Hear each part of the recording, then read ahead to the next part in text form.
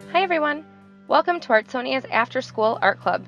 Today we have a fun art project from Mrs. King, an art teacher from Colorado. Hope you enjoy the video and don't forget to have your artwork uploaded to your Artsonia gallery.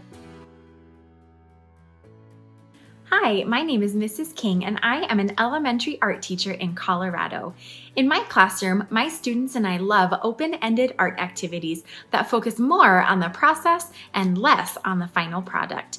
So as you are following along today, I hope you have fun experimenting with art materials, discovering new techniques, and creating art that makes your heart happy. Thanks for watching!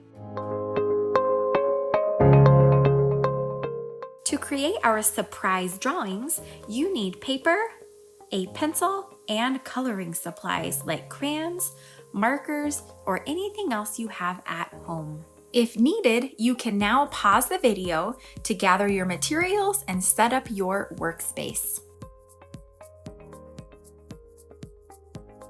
First thing we need to do is fold our paper. Take the bottom of your paper and fold it all the way up to the top, lining up our corners and creasing the fold. Then you're going to take the top layer, not both of them, just the top, and you're going to fold it back down to your new bottom, the fold line that you just folded. Crease it and voila!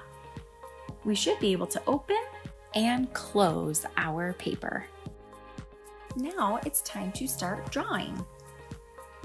When thinking of an idea, think of something that can change, like something that can open, or something that can get taller, or something that could get wider or longer.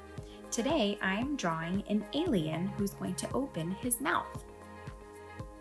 When we first start drawing, we need to keep our paper folded. It needs to be closed.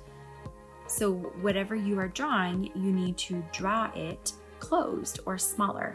So my alien mouth is going to be closed. I am making sure to draw on the top and bottom of the fold line.